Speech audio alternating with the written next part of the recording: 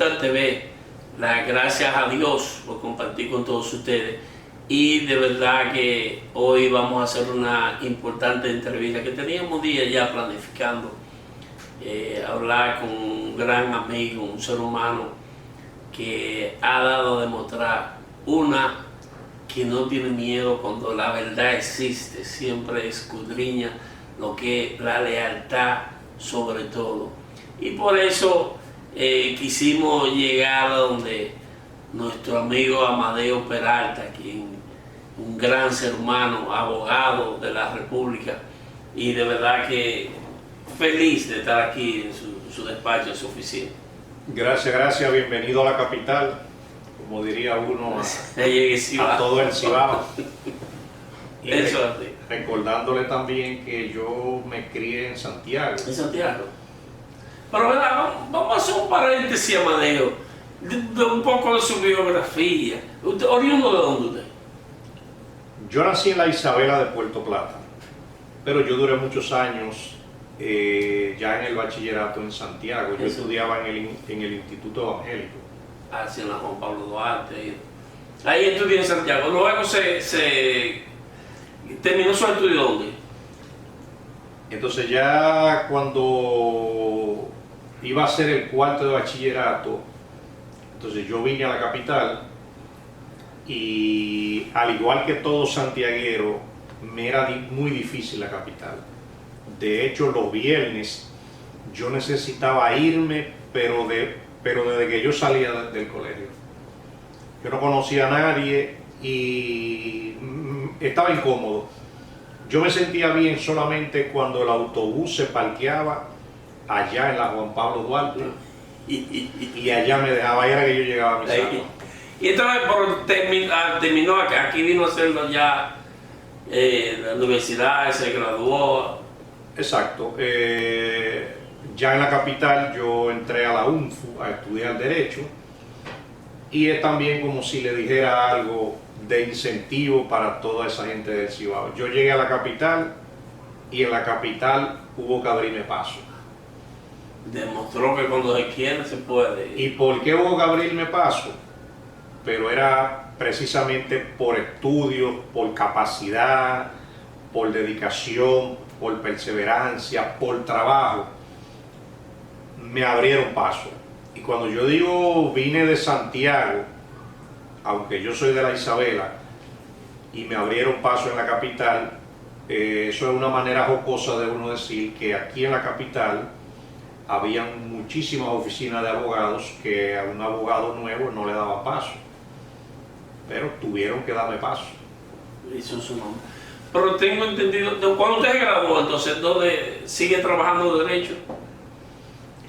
Cuando yo me gradué, yo de hecho estaba trabajando en algunas instituciones del Estado y luego, posteriormente, yo también fui alguacil de la Suprema Corte de Justicia y luego entré al ejercicio del derecho. Ya cuando entro al ejercicio, ya yo tengo mucha experiencia en los temas de falsificaciones, de estafas, de abuso de confianza, de violación de propiedad. En Santiago me conocen mucho como un persecutor de ladrones de tierra. Yo sé mucho cómo los agrimensores hacen deslindes fraudulentos, cómo los alguaciles hacen embargos ilegales, desalojos ilegales, todo ese tipo de cosas que muchos abogados no la han vivido, no la conocen en su interior. Y por eso, cuando yo entro ya a ejercer la profesión, ya yo tengo toda esa experiencia acumulada y por eso al delincuente que yo le caigo atrás va forzado. Sí, porque ya tiene experiencia en ese tipo, en esa área. Pero tengo entendido, usted era militar también. En una ocasión también fui oficial de la policía, duré varios años de manera concomitante, ejercí algunas funciones también de alto perfil, trabajé en varios departamentos investigativos Y toda esa experiencia acumulada, cuando uno la traduce al derecho, yo manejo mucho el derecho ligado con la investigación, y eso se ha traducido en éxito de la mayoría de los procesos. El caso más difícil que usted haga de falsificación, me ha dado todo el trabajo del mundo, pero voy atrás de él, ¿cuál ha sido? Si la pregunta es el que ha sido más difícil, te puedo decir, el Cibao entero conoce que yo estoy luchando contra una banda de ladrones y de falsificadores que hay en Santiago. Eso es una banda, una mafia que es conocida como la mafia de Punta Rusia. Ahí, por ejemplo, esa gente falsificaron una sentencia del Tribunal de Tierra, todo eso está descubierto. Han falsificado documentos para realizar deslindes, para traspasar propiedades ajenas, han engañado a mucha gente, entre ellos también a extranjeros. Y aunque he participado en varios casos, la pregunta de cuál ha sido el más difícil es ese de Punta Rusia, pero es más difícil, pero lo hemos hecho con toda la gallardía y el honor necesario. Y la palabra difícil es solamente por la cantidad de ladrones que hay envueltos en el caso, en la cual hay mucha gente conocida en Santiago que se dedican a esas actividades y que conmigo no han encontrado cómo penetrarme para que yo me una. Intimidar. Exacto, a esa banda. A mí me han ofrecido cuarto, tierra, título, me han amenazado, y nada de eso le ha valido a esos ladrones. Y son gente conocido en Santiago, pero conocido como ladrones. Yeah. Y el caso más fácil para usted, quizá otra gente no haya podido dar, pero dice, pero mira, Amadeo puede ayudarme en esto. Y dice, no, porque usted con su estrategia y su experiencia, ya mira, pero ya por aquí, ¿cuál ha sido eso? Por la experiencia, yo asisto o asesoro a muchos abogados amigos cuando me hacen cualquier pregunta sobre temas de embargos ilegales, de desalojos ilegales, temas de estafas, de falsificaciones, pero es porque hay muchos abogados inclusive que se dedican a la materia inmobiliaria, y a veces los casos duran mucho, pero es porque ellos no saben venir a la materia penal, que es donde está la solución de muchas falsificaciones. ¿Cuál es la diferencia? En la jurisdicción inmobiliaria se manejan temas de tierras, básicamente. Entonces hay abogados que son muy buenos en el tema de tierras, pero se envuelven en una litis sobre derecho registrado, a veces por causa de fraude, que le puede conllevar muchos años. Ahora, ¿qué pasa? Inmediatamente tú te das cuenta que te han falsificado la firma en un contrato, en un documento, que falsificaron una sentencia. Eso de una vez ya no es competencia de la jurisdicción inmobiliaria, sino del Ministerio Público y de los tribunales penales. Y ahí está penal. Pero hay abogados que quizás se meten en ese caso para provocar una situación y caer en lo penal. Usted que tiene experiencia, ¿cuál es su parecido? Yo lo que te puedo decir es que la mayoría de abogados que se dedican al área inmobiliaria no conocen la materia penal, y por eso duran mucho tiempo en los casos. Si se asesoraran con abogados que sepan de falsificaciones, de estafas, la solución de esos casos sería más rápida. Y yo le doy un ejemplo a muchos colegas, muchos amigos, de la siguiente manera. Yo me di cuenta hace mucho que los médicos se gradúan de medicina general y luego un médico entonces decide hacerse pediatra, o otro se hace gastroenterólogo, o otro se hace oftalmólogo. Entonces, ¿qué sucede? El médico general que se gradúa de epidemiólogo, ya tú no vas a poder venir a hacerle una consulta sobre oftalmología, porque él se dedicó a la epidemiología e hizo una especialidad en esa materia. Ya él no es médico general. Entonces los abogados frecuentemente han cometido el error que se gradúan de abogados y han querido ser abogados todólogos. Y se pierden. Entonces, incluso yo he visto a notarios que quieren también en lo penal. Hay momentos que Se pierden. Oye, ¿qué es lo que pasa? La mayoría de abogados me van a dar la razón. Tal vez algunos mezquinos, tal vez no me la quieran dar. Pero ¿cómo es que dice que la clase no se pide? Se usan esos términos. si la clase no se suicidan. No se suicida. Sí, si no le agrada, usan ese término. Pero mira qué es lo que pasa. Es muy difícil que un abogado pueda dominar todas las materias juntas, y te voy a decirlo, te lo voy a desglosar. Es muy difícil que un abogado se pueda saber todos los procesos y todos los trucos del área laboral, del área inmobiliaria, del área civil, del área penal. Pero aquí hay muchísimo derecho. Aquí hay derecho comercial, aquí hay derecho marítimo, aquí hay derecho de sociedades, aquí hay un derecho y un régimen bancario, aquí hay leyes que rigen el mercado de valores. Entonces es difícil para un abogado que se dedica, por ejemplo, a la materia laboral, saber de derecho bancario. Al igual que el que sabe mucho de derecho bancario, entonces no sabe de materia inmobiliaria. Ahí es que ha sucedido el error de muchos compañeros, y por eso yo vi a tiempo esa deficiencia, por decirlo así, y me dediqué básicamente al ejercicio del derecho penal, pero vinculado con las falsificaciones, los fraudes, las estafas, los abusos de confianza, la materia bancaria. Y de hecho te puedo decir que en materia bancaria y financiera muchas personas tienen que venir y consultar, o yo también darle buenos consejos o participar en los procesos para que esos procesos puedan avanzar, porque si una persona no se sabe manejar en el área de justicia con temas financieros, pero quiere involucrarse, pero no sabe, lo peor de eso es que el caso de su cliente está a la deriva. Eso es así.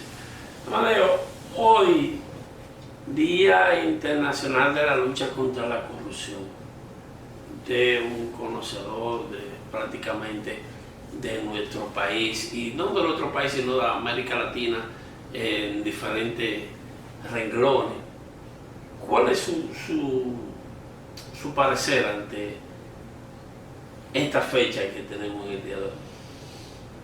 El Día Internacional de la Lucha contra la Corrupción ha seguido encontrando al país en pañales en materia sancionadora de temas de corrupción, pero de igual modo lo ha encontrado en pañales. ¿Cuántos condenados por corrupción tenemos? ¿Cuántas personas están cumpliendo condenas por casos graves de corrupción? Nadie. No hay ninguno. A lo primero se intentó hacer, pero no sé qué pasó. El Ministerio Público ha estado haciendo los mejores esfuerzos que ha podido, pero ¿qué ha sucedido en materia de la lucha contra la corrupción? El Código Penal que hay en República Dominicana es un código que beneficia totalmente los crímenes y los delitos. Es más, incentiva que se hagan porque no tienen sanción. En la materia de la corrupción, yo te pudiera decir que el día que aprueben el nuevo Código Penal, se van a contemplar figuras que no existen en el Código Penal viejo, en el actual.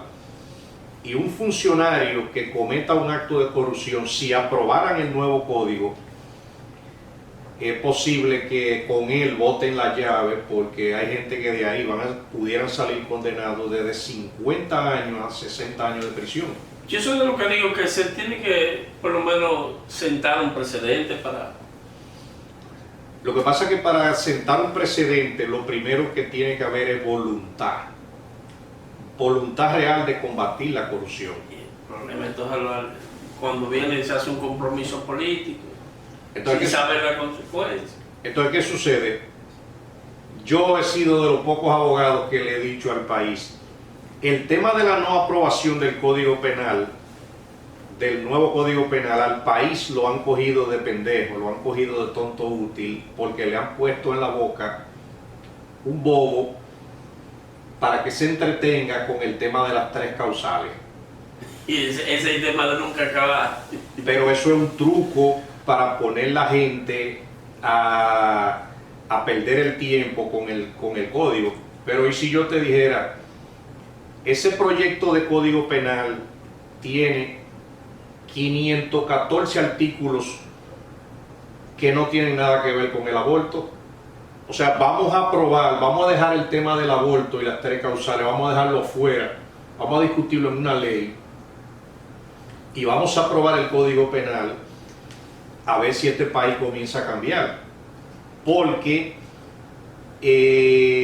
la mayoría de las personas inclusive se salen con las suyas porque no hay una tipificación legal que lo impute en el viejo código.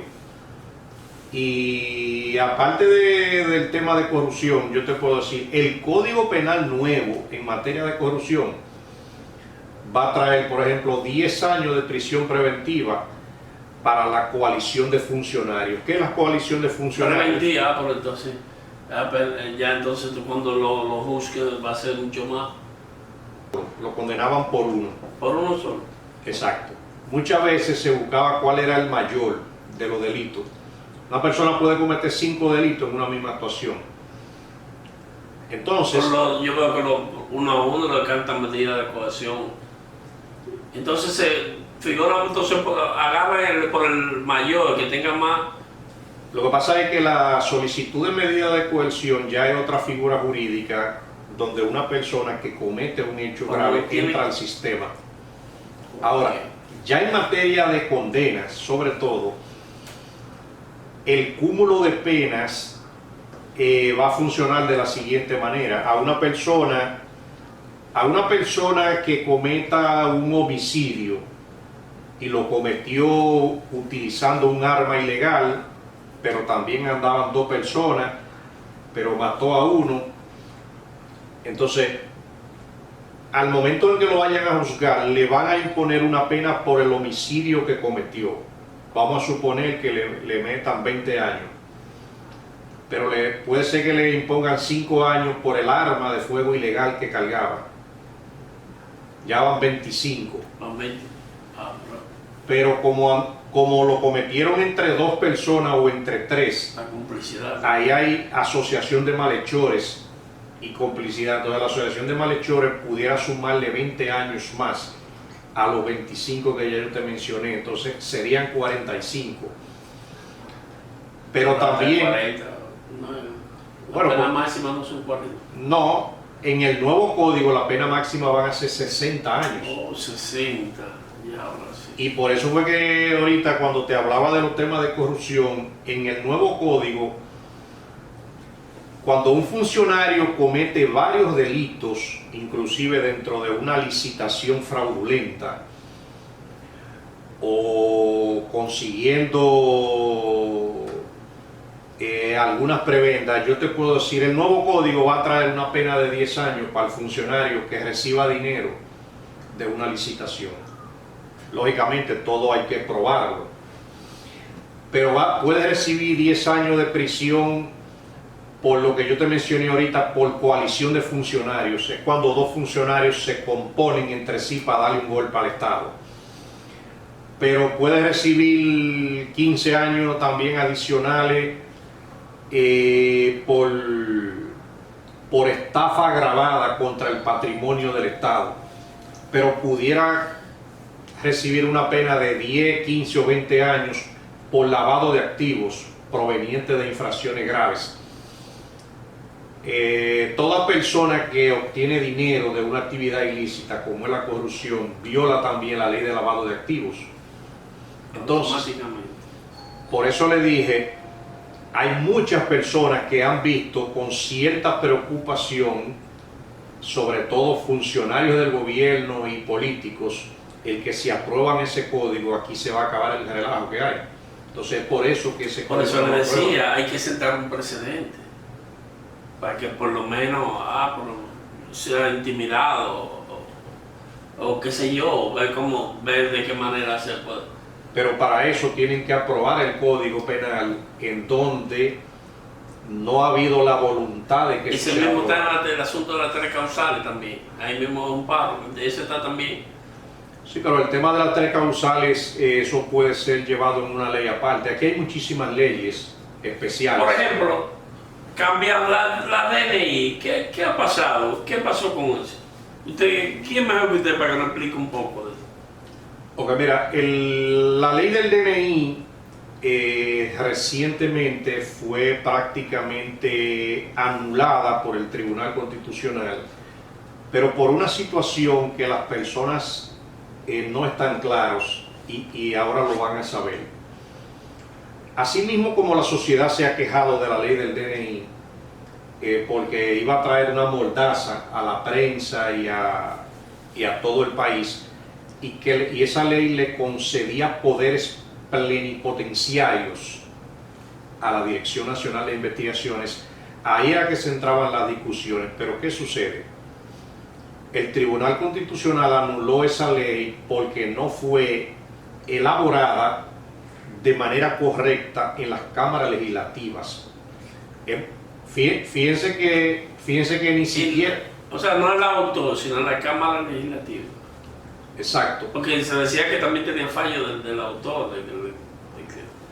Lo que sucede es que aquí nosotros tenemos un sistema democrático bicameral. ¿Qué quiere decir eso?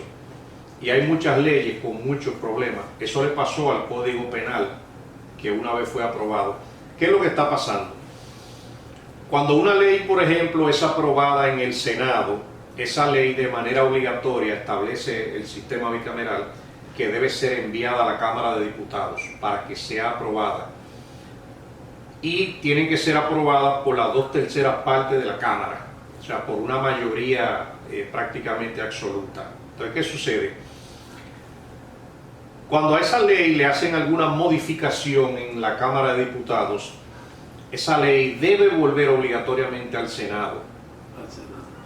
Entonces se han cometido algunos errores donde se le hacen algunas enmiendas en la Cámara de Diputados y de manera errada se envía al Poder Ejecutivo para que sea aprobada. Sin aprobarla otra vez la corrección.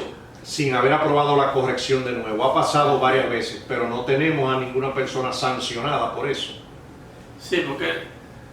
Y te voy a hablar ahora de una situación seria que pasó con el Código Penal, con eso. Entonces, la ley del DNI, al final de cuentas, dentro de que el país no estaba de acuerdo con los artículos que ella contenía, el Tribunal Constitucional no se detuvo del todo a analizar si eran legales o si eran ilegales o si violaban o no derechos constitucionales. Simplemente el tribunal estableció que esa ley nació mal y por ende, al no haber sido creada como se ha establecido, decidió anularla y le otorgó inclusive al Congreso un plazo de 1 año para que vuelvan a introducir esa ley, y eso va a servir también para hacerle algunas enmiendas. Y cuando te hablé en el año 2014 entró en vigencia un código penal nuevo, se llamaba la ley 554-14 del nuevo código penal. El nuevo. Y ese código penal, 2 días antes de que entrara en vigencia, el Tribunal Constitucional decidió anularlo por la misma razón, porque no fue creado en el Congreso de la misma manera que pasó con la ley del DNI. Imagínense ustedes un código penal que hubiese sido aprobado, que traía aumento de penas, la tipificación de delitos nuevos, y que hubiesen comenzado a condenar gente con una ley mal hecha. Todo eso sucede solamente en República Dominicana. Y entonces, yo no entiendo por qué. No es el presidente de la Cámara de Diputados que tiene que mandar, pero él tiene que revisar. Ahí han habido fallos en ambas cámaras. Mándalo así. Los empleados muchas veces se le va la chaveta y... No, yo me imagino usted como abogado, cuando usted manda a la secretaria a hacer un expediente, usted lo revisa, déjame ver. Claro, claro. Son situaciones, porque no es fácil. Pero fíjate cómo ha pasado con situaciones tan serias como esa. Entonces, las leyes para ser aprobadas entran por diferentes vías. Una ley puede ser promovida por un senador y entrar por el Senado, como puede ser promovida por un diputado. Por un diputado, sí. Y si la aprueban en la Cámara de Diputados, entonces ya va al Senado. Y si la aprueban sin modificaciones, entonces la pueden enviar al Poder Ejecutivo. Pero fíjate cómo el Código Penal en el 2014... tres pasos automáticamente para poder... Exacto. En el 2014, fíjate cómo el Código Penal lo mandan mal elaborado a la Consultoría Jurídica del Poder Ejecutivo y el consultor, en coordinación con el presidente, elaboraron el decreto que le daba la entrada en vigencia al sistema. Y Danilo Medina aprobó el Código Penal nuevo con todos esos problemas que tenía. Por suerte el Tribunal Constitucional a tiempo lo anuló antes de que entrara en vigencia, porque cualquier persona que lo hubiesen condenado, le llevaban un proceso en virtud de una ley que fue declarada nula, la persona se salió con la suya. Eso era lo que iba a pasar. Si el juez tenía conocimiento de lo que estaba haciendo, salía suave. El juez iba a aplicar lo que él tenía en la mano, pero una vez alguien supiera o lo anularan, la condena fue en balde. Eso es lo que hubiese pasado. Amadeo, tengo otro tema aquí que dice proyecto de ley sobre violación y traspaso de ilícito de la propiedad inmobiliaria pública y privada. Ese proyecto de ley, tú te refieres, el senador Alexis Victoria Yeh depositó a finales de este año un proyecto de ley que busca aumentar inclusive la pena a 10 años de prisión contra los invasores y ladrones de tierra, pero con la finalidad de tratar de garantizar la seguridad jurídica que hay en este país. Pero también ese proyecto de ley no solamente va a contemplar el aumento de la pena por violación de propiedad, sino también que va a regular el que cuando esa invasión o esa ocupación de esa propiedad sea realizada contra un bien que se encuentre incautado, decomisado o en extinción de dominio, también va a tener una pena agravada. ¿Y a qué se refiere eso? Para que el pueblo me entienda mejor.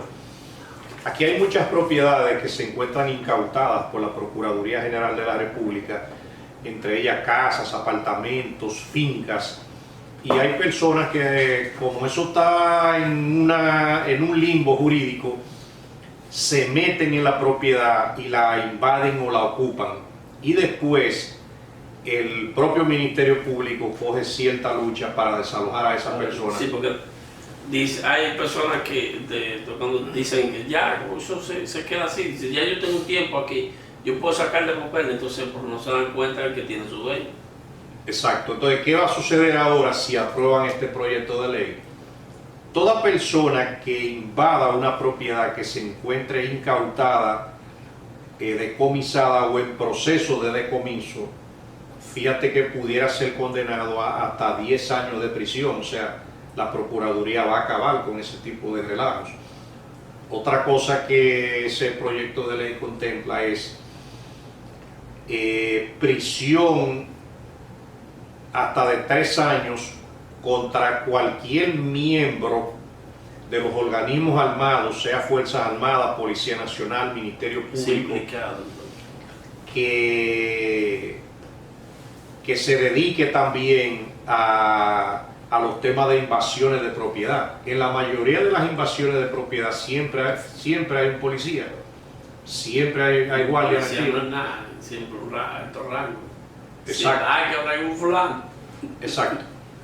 Entonces, Ese proyecto de ley inclusive también va a establecer sanciones de 10 a 12 años de prisión cuando una persona le traspase a otro de manera ilícita una propiedad que no es suya. Eso sucede mucho en Santiago y en el Cibao con esas bandas que yo te menciono, que una gente falsifica tu cédula, falsifica un contrato, consigue hasta un duplicado por pérdida del título de tu finca y posteriormente la vende y no estaba pasando nada. Si eso lo aprueban, hasta los notarios públicos envueltos en eso, los abogados, van a ser sancionados. Y todo el que se beneficie de eso puede ser que coja 12 años de prisión si ese proyecto de ley lo aprueban. De igual modo también te puedo decir, ese proyecto de ley trae la figura de los allanamientos ilegales y eso va a castigar con 3 años de prisión cuando un policía, un guardia o cualquier persona o autoridad penetre a una vivienda sin los permisos correspondientes de la autoridad para realizar un allanamiento. Y fíjate que hay muchas personas que son desconocedoras de la ley. Aquí hay, por ejemplo, inspectores del COBA, aquí hay inspectores de turismo, de salud pública, de medio ambiente, que se meten a una casa, a una propiedad privada,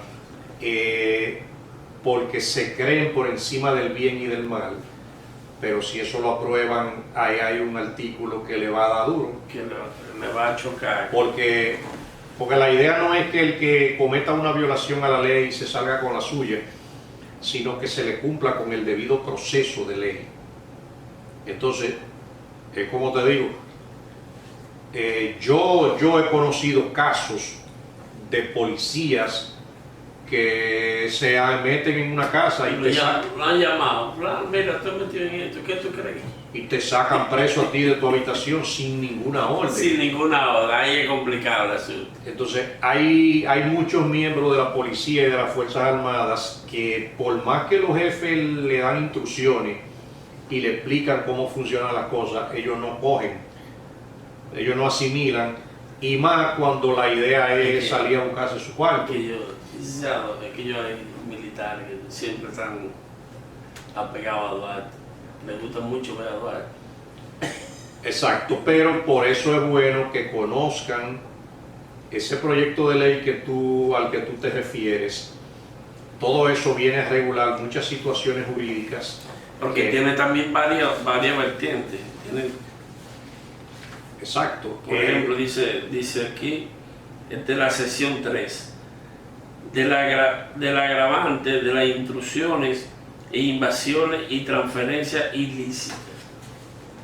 Exacto. En cuanto a las agravantes que va a traer la invasión de propiedad, la violación de propiedad, la transferencia ilícita, es que una persona va a calificar hasta de 10 a 12 años de prisión cuando eso lo cometa y se encuentre presente alguna de estas circunstancias, cuando eso usted lo haga perjudicando a una persona que sea una envejeciente. Ahí es complicado. Yo he visto casos, mire, que es lamentable. Que, exacto, hay gente viejo que no tienen dolientes ni parientes. No, y quizás se ha dado el caso de que quizás hacen un préstamo de 10 o 15 mil pesos, como uno que yo vi el día pasado en Bellavista, y tal bien 3 millones de pesos. Todo eso es por falta de envejecientes. De un buen abogado. Eso es así.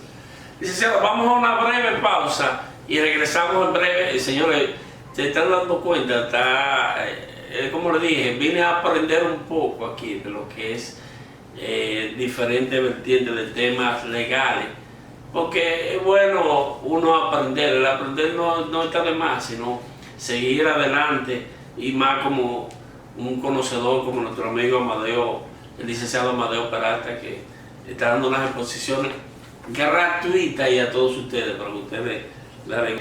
Hoy estamos aquí en Santo Domingo hablando un poco de lo que es con el licenciado Amadeo Peralta, de las diferentes leyes y ley que están y que van a ser también, vamos a decir, puestas en los diferentes, ¿cómo se llama, licenciado? En aprobación. En aprobaciones, en las sí. cámaras. Así es. Tengo entendido que, licenciado, que viene una ley para lo que es secuestro y sicariato. Eso es común ahora mismo aquí en el país. ¿Te has dado cuenta cuántas situaciones de sicariato? Sí. Precisamente en el Senado de la República cursa un proyecto que va a regularizar con penas elevadísimas el tema del sicariato y del secuestro, pero es con la finalidad de reforzar ese código penal que hemos hablado, que lo aprobaron hace 140 años. 140 años y todavía no lo ha tocado. Y que no lo han tocado prácticamente, y hablamos de por qué a mucha gente no le conviene el que el código nuevo entre en vigencia, pero ha sido necesario tener que introducir leyes adicionales para poder reforzar la sanción a muchas figuras. Y te voy a poner un ejemplo que hay una frase jurídica que dice que lo que la ley no castiga está permitido. Y eso, mucho, muy común. y eso es común y es de la lógica. Pero ¿qué sucede? Pero usted sabe que está mal hecho. Usted sabe que está mal hecho. Y en otros países no te va bien con lo que te voy a decir ahora. Y aquí es simplemente un chiste. Hay muchas personas que se han, por ejemplo, autosecuestrado. Eso se da mucho, muy común aquí. Entonces, la figura del autosecuestro no está tipificado en ninguna ley en República Dominicana. Pero en otros países lo validan como si hubiera sido secuestro. Como si hubiera sido un secuestro.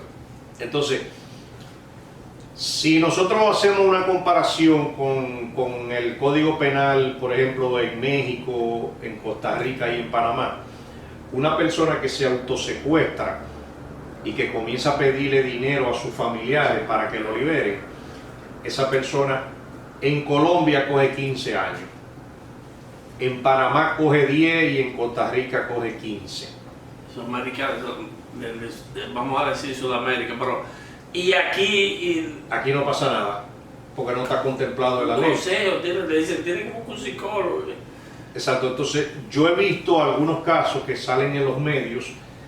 Agarraron a una señora que se autosecuestró y le estaba pidiendo dinero a los hijos, o una hija que se autosecuestró en La Vega y le estaba pidiendo dinero a los padres, y al final de cuentas era, oiga, para comprarle un carro a un noviecito sinvergüenza que tenía.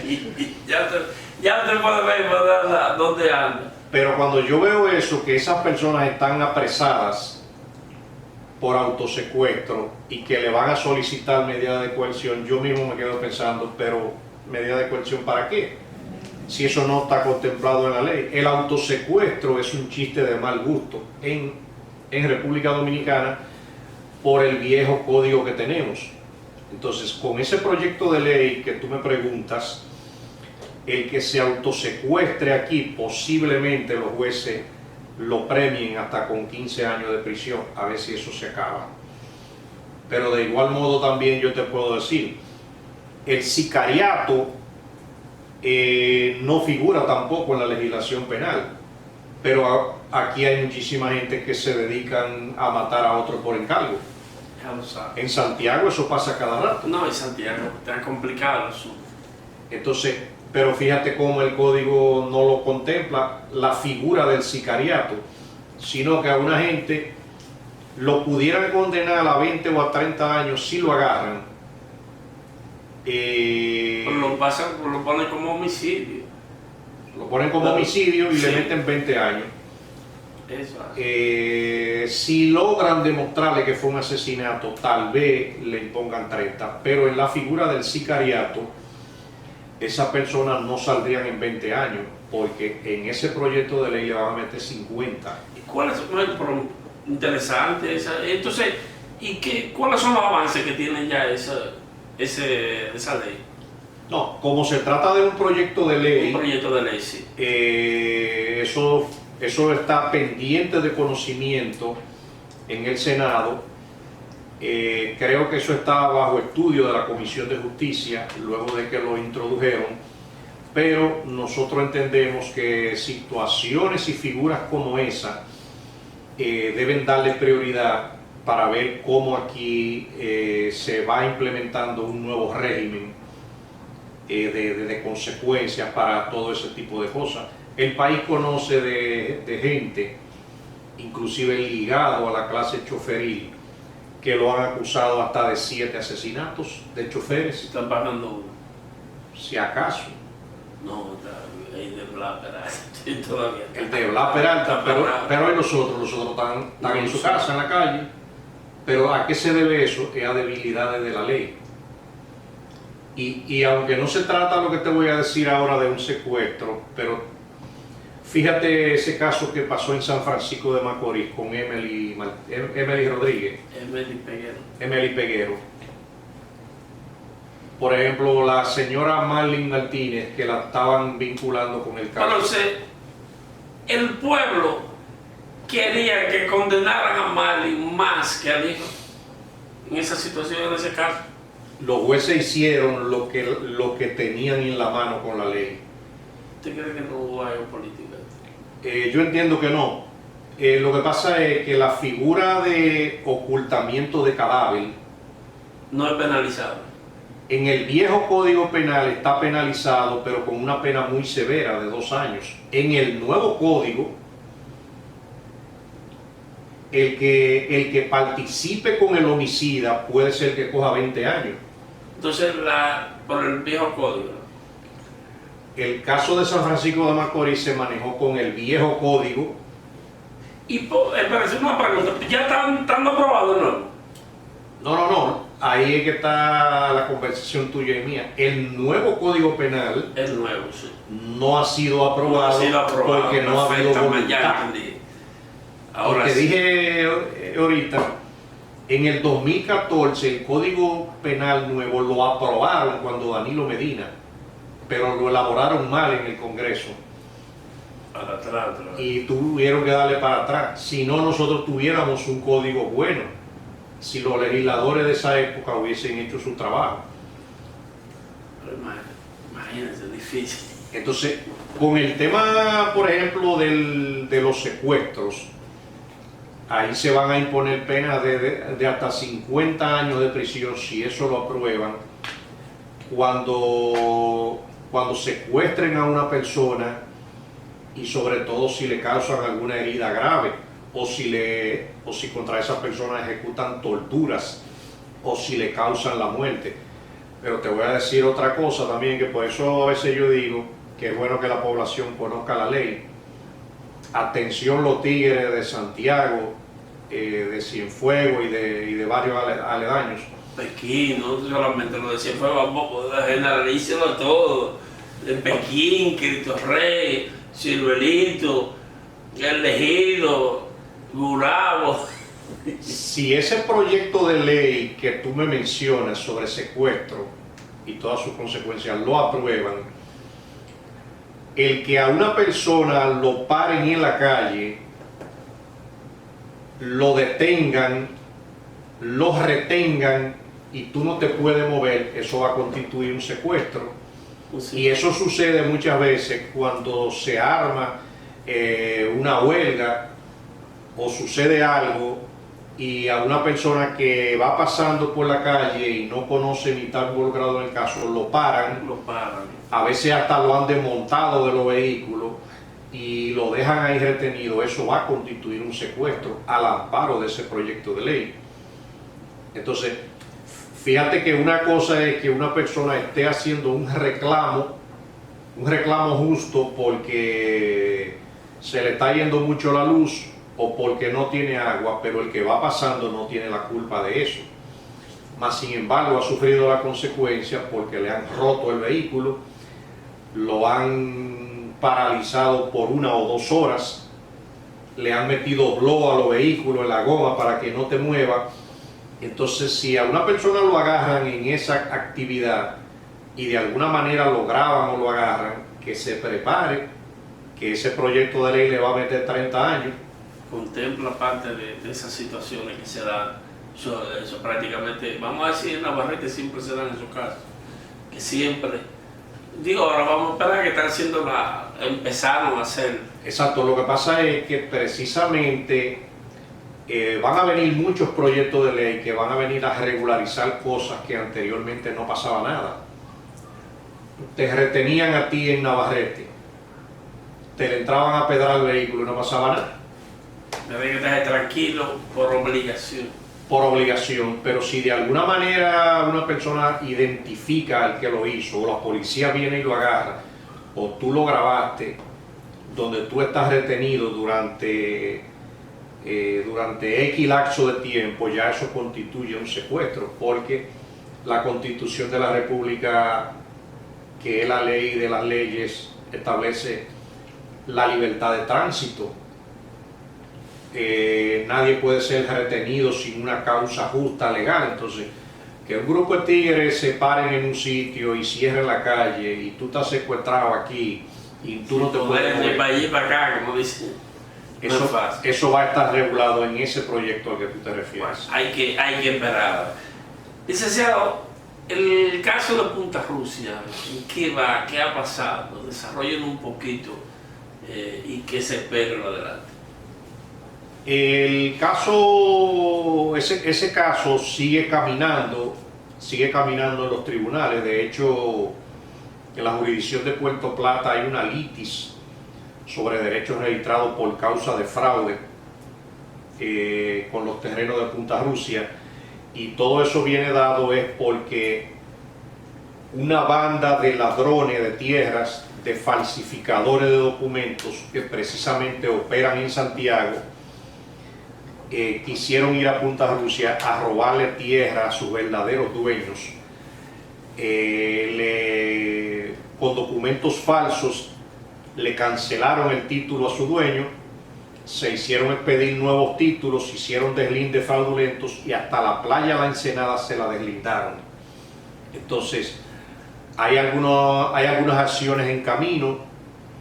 Aparte de la que está en la jurisdicción inmobiliaria, la Procuraduría General de la República emitió un informe sobre la investigación del fraude. A mí como abogado denunciante me dio 10 veces la razón, porque la Procuraduría estableció un poco más allá de lo que yo denuncié también, y comprobó que todos los títulos de Punta Rusia, todos provienen de la falsificación de documentos, y es la propia Procuraduría General de la República la que está tratando de que esos títulos sean anulados, porque eso se hizo para robarle esas tierras a sus verdaderos dueños. Yo soy uno de los abogados de los verdaderos dueños que está reclamando esos terrenos, y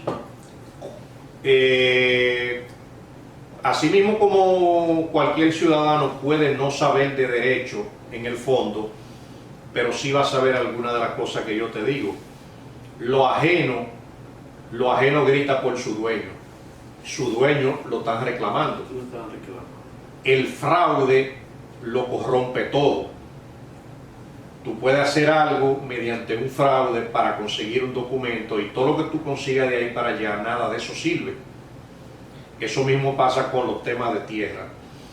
Y por eso inclusive algunas personas en Santiago veían con algún asombro el cómo a mí como abogado, miembro de esa banda conocida allá, se dedicaban a hacerme campaña sucia, incluido algunos comunicadores vinculados con esa banda, que al final de cuentas se desacreditaban ellos mismos, defendiendo lo mal hecho, defendiendo ladrones, defendiendo falsificadores.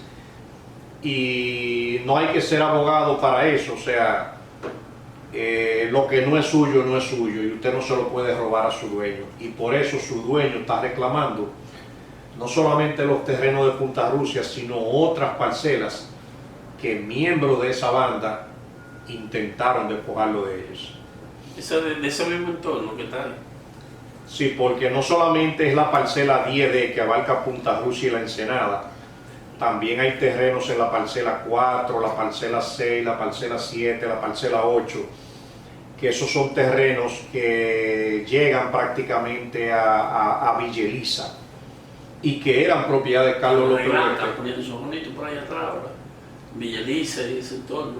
Sí, sí, eso lo están arreglando Sí, y precisamente te puedo decir que con los arreglos que se está haciendo de la carretera, uno ha visto hasta con cierta preocupación que Punta Rusia no arranca, Punta Rusia no avanza, pero es porque nadie quiere invertir un peso en la compra de un terreno que se lo robaron a su dueño con títulos que obtuvieron de manera fraudulenta y que su dueño lo está reclamando. Y en Santiago hay muchas personas estafadas, hay muchos médicos en el hospital, en el Homs y en el centro materno infantil que lo engañaron con esos terrenos. Inclusive los mismos miembros de la banda que los engañaron vendiéndoles terrenos son los primeros que vuelven y los siguen engañando, diciéndole que lo que yo estoy diciendo no es verdad y que ellos son familia de los que eran dueños. Y al final de cuentas yo te puedo decir, en una herencia de una tierra como la de Punta Rusia, quien heredan esas tierras son los hijos del que era dueño. Nadie que quiera robarse esa tierra diciendo yo era sobrino o yo era primo de esa gente, tiene derecho sucesoral. Porque tienen hijos. Porque tiene hijos.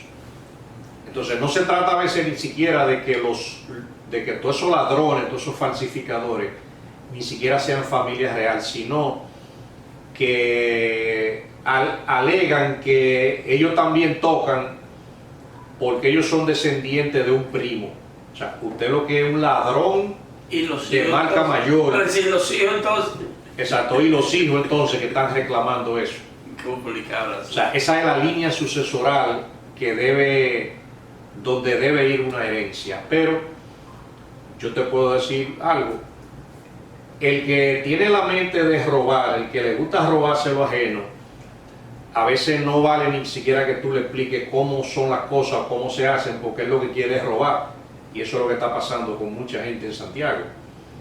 Y por eso a los que han engañado, que hay muchos médicos en el home y en el materno infantil, se siguen llevando de esa misma gente. No, que yo soy familia, usted no es familia, no, usted es un maldito ladrón. Algún día la luz y la verdad van a estar ahí. Exacto. De verdad que sí. Licenciado, un placer inmenso de verdad por recibirnos aquí en su despacho, en su oficina. De verdad que sí, nosotros como espacio, como programa, como canal le agradecemos ese gesto que usted siempre ha tenido con nosotros.